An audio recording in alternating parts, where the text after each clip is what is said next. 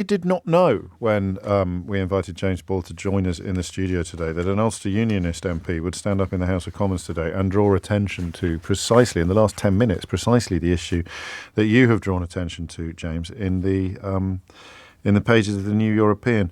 I'm going to do something that I can say with, I think, supreme confidence. I'm going to introduce James in a way that no one will ever be able to introduce me. I'm going to say, I'm joined now by the Pulitzer Prize-winning journalist. Hey, give it time. We can but dream. And it's Brexit.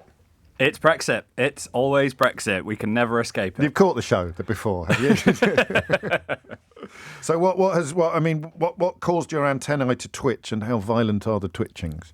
So basically, a load of small business owners were kicking off, and I spotted this because I'm a bit of a nerd, and I follow people in sort of UK comics who print comics, sell them around the world, indies, and there's some new EU regulations coming in, general product safety regulations, and if you're in the EU, they're pretty boring. You've got to do a risk assessment if you sell a product. That seems fair enough. Yes.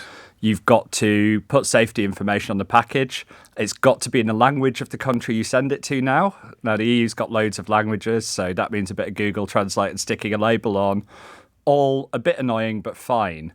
But you have to have a named EU point of contact for every product you sell now.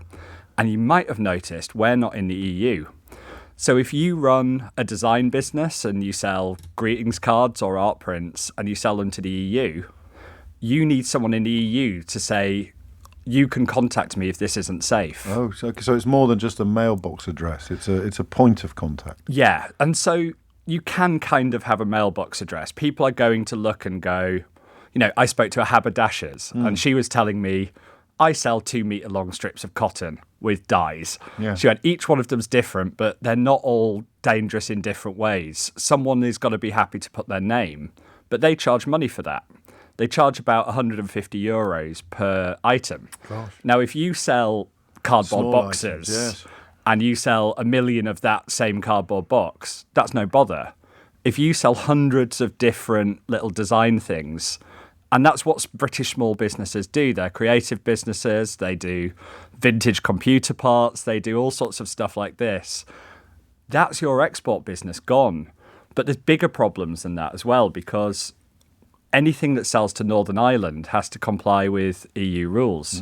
So you might not even be trying to export. You're just trying to run your small business. And suddenly, to be able to sell within the UK legally, you've got to have someone in the EU to be a point of contact. And if you sell on Amazon, you have to be able to sell to Northern Ireland. Someone in the EU, but not in Northern Ireland, wouldn't count. So this is the thing that's not clear. There's basically no government guidance on this.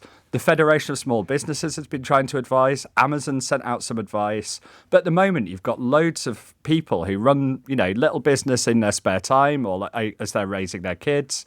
Even some medium-sized businesses, the government's not warned them. And so they're trying to work out, what do I have to do to not suddenly be breaking this new rule? Because it comes in next week. On December the 13th. December, right before Christmas. So there will be people listening to this now, almost certainly, who run small, medium-sized enterprises, who export some goods to the European Union, and this will be the first they've heard of it? That will almost certainly be the case. I mean, we wrote it in the New European a couple of days ago, and we've had loads of people saying they're sending it to their friends or they're sending it to stuff who didn't know. And that's some bigger businesses too.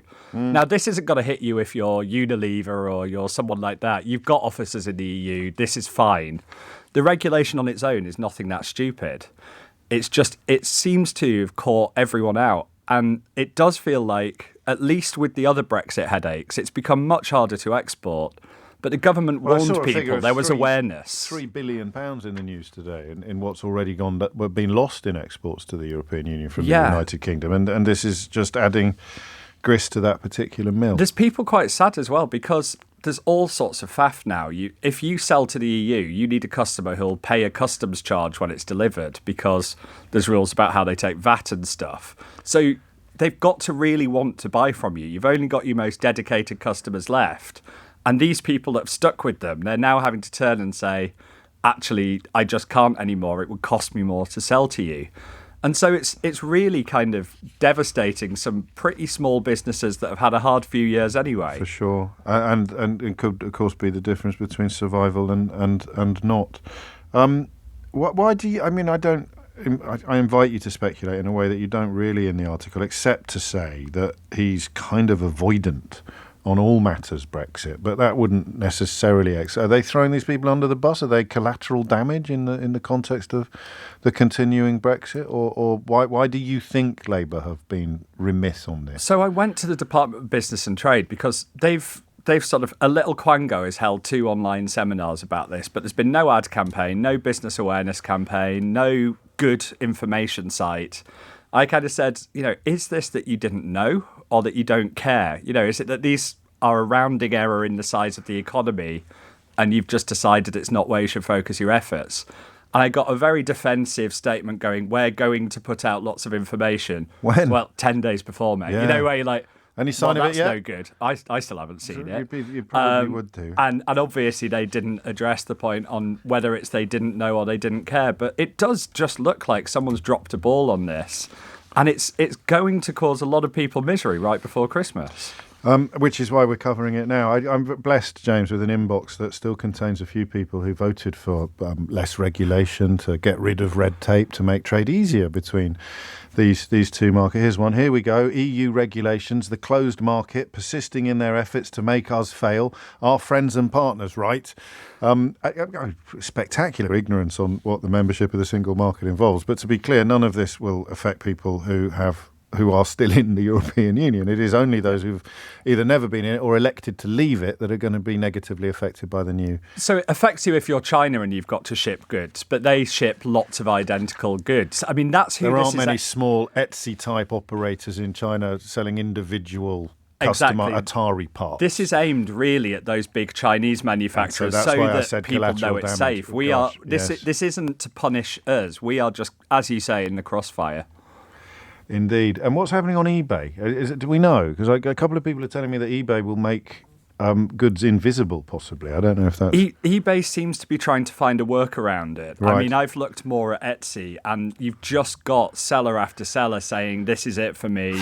Some of them are just saying, I've shut down exports. But I've seen at least sort of 5 people just letting me know alone in the last day, they're shutting down their shop. Well, here's another one. I hope she's not shutting down her shop, but Tansy Hark is the founder of Kind Collection, an independent jeweller, which is almost the perfect exemplar, isn't it, of individual items, each of which will need the paperwork and the rigmarole that you described, working predominantly on wedding and engagement rings, which, I'm going to go out on a limb here and say that's one of the last things in the world that you want to turn up late if you're the customer. And Tansy joins me on the line now. How much did you know about this? When did you discover it, and how is it going to affect you? You can answer that in whatever order you prefer. Well, so I actually only really found out about this because I am part of a collective of jewellers. So we kind of share information and try and kind of help each other along. And it was just sort of something that someone had seen share on Instagram, and did you think it must be untrue, and you feel it can't be right? This wouldn't be coming out of nowhere. I did think this is coming out of nowhere. Firstly, that it was just being shared, by another small business and not by kind of like a government ad scheme or by our kind of website providers, but also just that it's happened so close to Christmas. How do you think it's going to affect you? Do you know? Do you have the full details yet? Are you clear? Well, for me in particular, I'm kind of lucky in the regard that most of my customers are in the UK. Right. But it does mean that, I'm having to pause all kind of web sale orders, so the less sort of personalised, the ones straight off my website. The ones pausing that those. would be more popular at Christmas. Exactly, and that really is the time of year because it's mainly gifting and investment pieces rather than sort of quick buys. People do wait until Christmas, so it feels like a real shame and just sort of another obstacle, really. And your feelings are shared, I mean, accordingly in the whole of the collective, with some people more affected than others. Have you had any guidance Yeah, yet? Is there absolutely. any official steer? So I'm booked on to a seminar tomorrow through the Department of Business and Trade. But again, I found out about this through the collective So that rather would be than December the through any. 5th, exactly 8 days Yeah. before it kicks in. And it kicks in like a guillotine, James. It comes in. Well, Yeah, and there's also, Sorry, go on, Tansy. well, I was going to say also, I think that it's that things that arrive after this date. So I think there's also a bit of worry just in terms of there could be people who have already been working on orders which haven't been sent yet, which then could get kind of, Oh, of you know, course, if yeah. people have been working on a bespoke order for the last 2 months and they thought, oh, well, I'll send it out just before Christmas, they now could be in trouble if they get anything wrong and if they haven't kind of allocated their responsible person and paid the costs involved in that. And that would, for some of the items you sell, if you were selling them into Europe, that would eat your margin. It would make it not worthwhile doing an individual If you were sending 100 rings or a box of 1,000, it's very Yeah. different from sending one bespoke article. Oh, absolutely. I think it's still unclear. So I don't know 100% what the rules are. But, you know, if I'm using a kind of a diamond that's come from Canada rather Yes. than a diamond that's come from Namibia or South Africa, you know, it does that depend on the product being kind of different each time, or Gosh. can it be as vague as it being kind of gold jewelry or silver jewelry? So it's all kind of unclear, which is why I've decided to pause, just so that we don't find ourselves in a position that we're kind You of, can't you take know, risks held with diamonds. You accountable. can't take risks with diamonds. I don't know. You can't No, I'll just stick it in the system and see if it arrives. exactly. And also just from a kind of being a responsible business owner, I don't want to leave my customers in a position where Yes. items are held up because I haven't done my due diligence. Of course. Well, I hope the seminar addresses many, if not all, but provides the clarification that you clearly need. Kind Collection is the name of Tansy's jewellery company, if you want to find out more about the work that she's doing as an independent jeweller. What can people listening to this in similar situations to Tansy, possibly even more exposed to the problem, but only hearing about it now for the first time, James Ball, what can they do? So if they've got time This to is like register, Watchdog, this is, it is, isn't it? Very consumer. If they've got time to register for the export seminar from the Department of Business and Trade, that's the best advice you'll get. The Federation for Small Businesses represents all small businesses. They've got online information. Amazon, Etsy and eBay all have info up for their sellers as well. And if you check your inbox, you may have just knocked it off as more spam from them. Good point. But they have been letting sellers know. So there's some information out there, but we don't know things like if you sell 20 different designs of greetings cards, usually that counts as 20 different items for most laws. But have they taken some common sense here? Is there flexibility? I haven't found anything saying there is, but you can still hope that there's some guidance or something out there. So I don't want to alarm people and say it's definitely doom. It's just It's definitely not good. Well, I went out as a professional looking for the reassuring information. You know, I work for a pro-European newspaper. You know, New European doesn't want to spread myths. No. And we couldn't find the reassurance. So we had to go, actually, this is the information that they have, and this is why people are stopping their sales.